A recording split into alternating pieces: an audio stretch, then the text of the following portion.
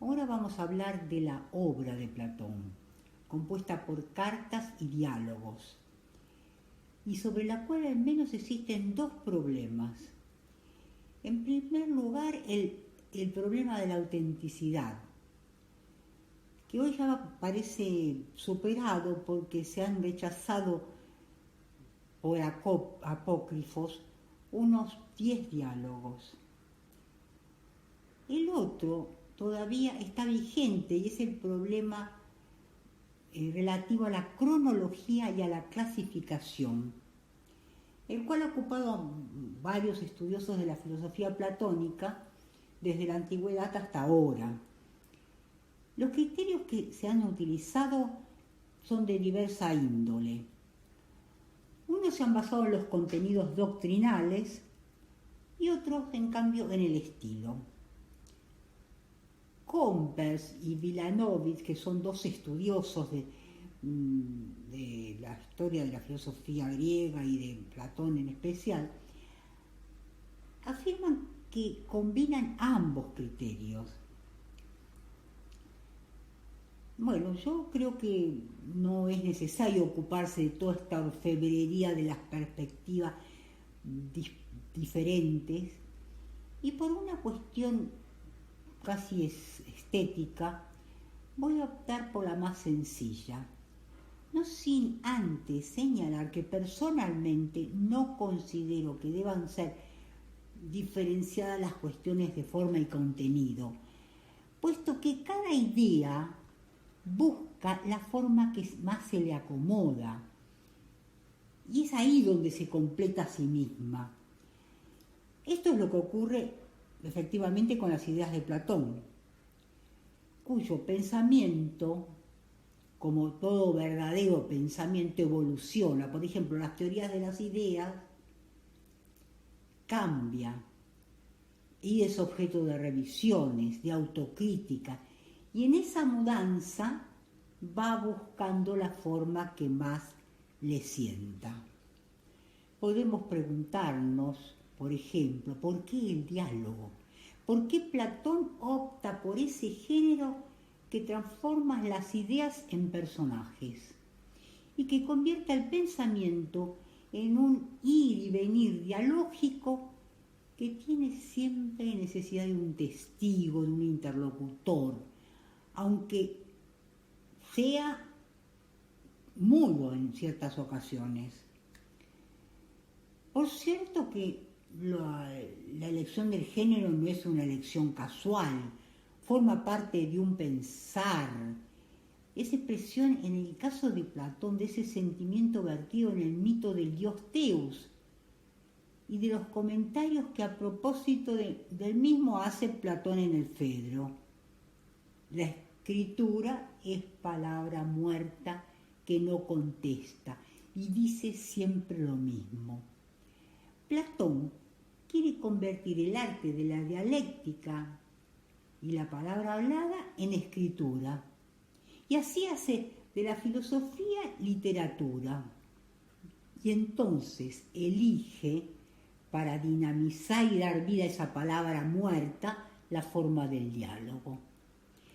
Así las ideas se hacen personajes y viven de esos movimientos. Luego aparecen los mitos. Los mitos aparecen como una palabra autorizada, allí donde el tema no se abre al debate. El mito es como un elemento poético que hace las veces de monumento intangible, que quiere sostenerse por sí mismo, sin esos silvanes argumentativos, y por el peso de su propia voz, que aparece como una pura revelación divina. Hay una sencilla clasificación de los diálogos platónicos que los divide en 3 periodos: los de la juventud, los de la madurez y los de la vejez. Los primeros son los llamados diálogos socráticos. Es la época donde Platón todavía está fascinado con la personalidad del maestro y en sus primeras composiciones recrea o reproduce las conversaciones de Sócrates con sus discípulos o con sus adversarios.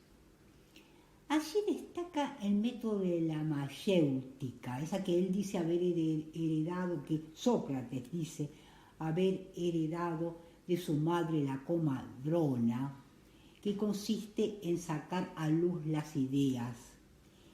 Y esta mayéutica se caracteriza sobre todo por ciertos gestos o manías con que el método se adorna.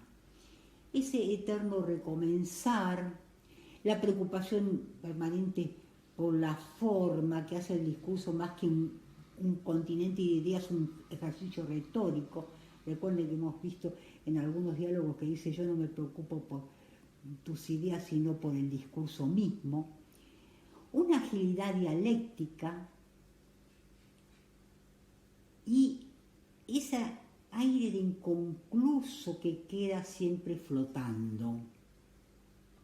Y hay todavía algo en común en estos primeros diálogos. El hecho de que el eterno adversario o el blanco de los ataques va a ser siempre el sofista.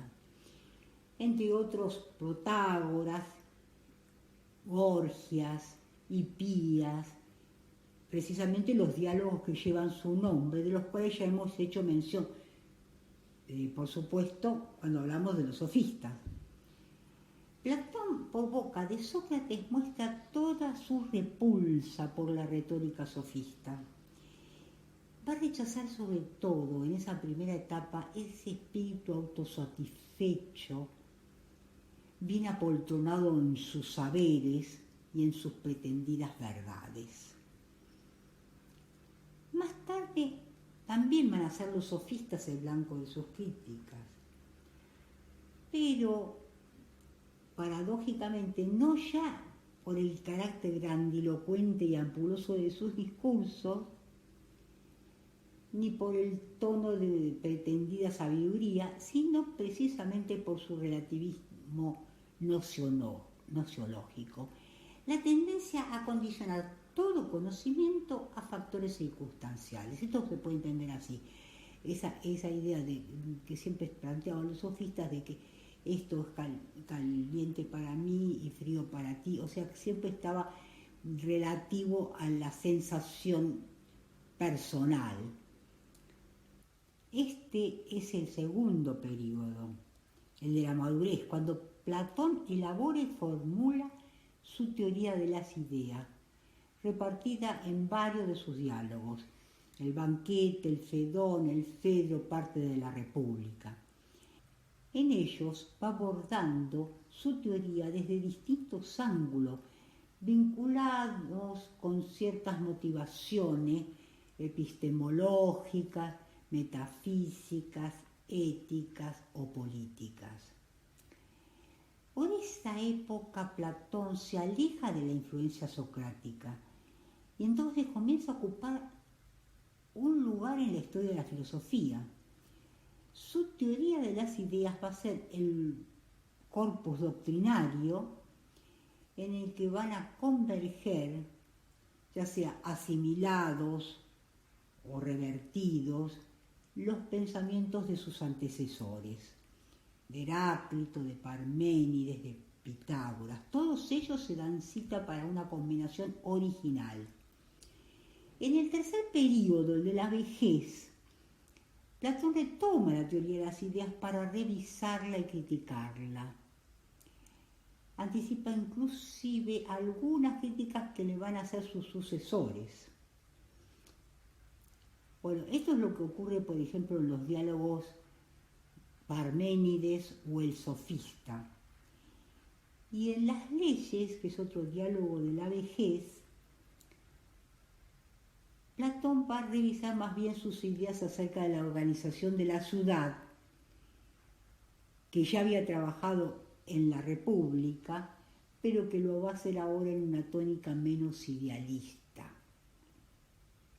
Previo a entrar al tema central de Platón, que es su teoría de las ideas, quiero ahora referirme al punto de vista platónico acerca de la filosofía, algo que ya hemos visto, pero quiero un poco subrayar algunos aspectos. A propósito de la carta séptima, habíamos visto cuál es el motivo que conduce a Platón por la vía de la filosofía, que no es la contemplación teorética, o sea, la pura teoría, sino la perfección del alma del hombre, y no como individuo, sino como miembro de una comunidad. Y ello para la obtención del fin último, que es el estado virtuoso y feliz. Se trata, por tanto, de filosofía práctica y de filosofía política. Hay otra carta donde la misma idea se reitera, que es la carta 9, donde señala la necesidad de que cada uno considere que no ha nacido solamente para sí mismo, sino que la patria lo reclama. En el diálogo Teéteto vuelve al mismo motivo y alude en esa ocasión al caso de Tales, en aquella anécdota famosa que no recuerdo si la hemos mencionado, pero vale reiterarla, que cuenta que el filósofo, de tanto mirar al cielo, cayó en un pozo. Y una muchacha aprovechó la ocasión para burlarse de sus pretensiones de conocer lo lejano, cuando ni siquiera sabía qué tenía a sus pies.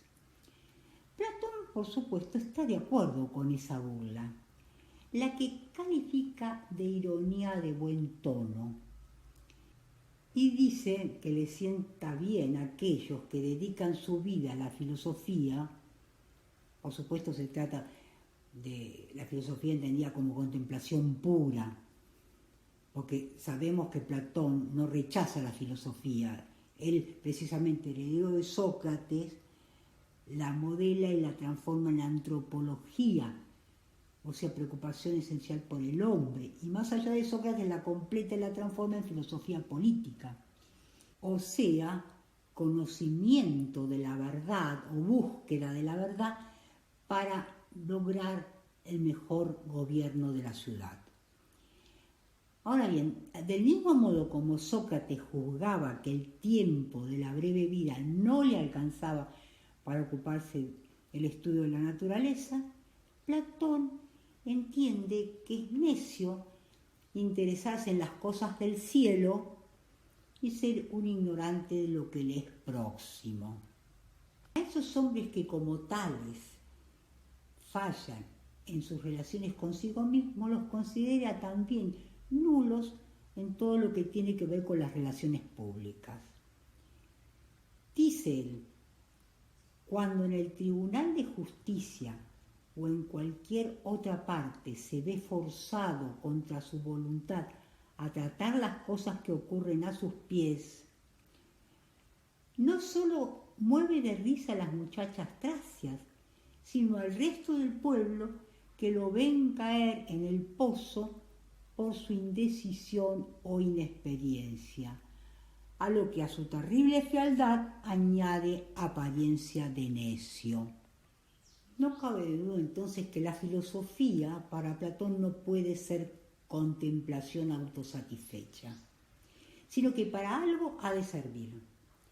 La filosofía es sobre todo filosofía práctica, tanto para lo público como para lo privado. Y tal como lo dice en su carta séptima, es la vía para luego cumplir con justicia su vocación política. Recuerden ustedes que él estaba asqueado de toda la corrupción y la injusticia de su época. Pero sin embargo la filosofía es una larga travesía, es una paideia. Esta palabra ya la hemos mencionado varias veces, es un trabajo de educación. Y para Platón era educar por el ojo del alma. Para eso es necesaria la dialéctica, o sea, el instrumento heredado de su maestro Sócrates.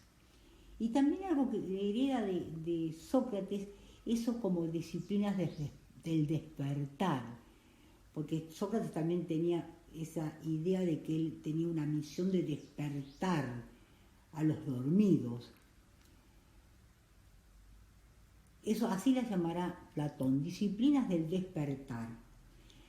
Y estas consisten sobre todo en romper las costumbres de la percepción, es decir, aquello a lo cual uno está acostumbrado o que percibe por costumbre. Todo el tema será cómo llegar a la verdad, que es también la idea del bien, el grado supremo de la ciencia. Ojo que acá es muy importante porque la idea del bien es para Platón, ya lo vamos a ver, es como un sol que ilumina a todo el resto y o sea nos conduce a la verdad. Verdad y bien están muy identificados en todo el pensamiento griego.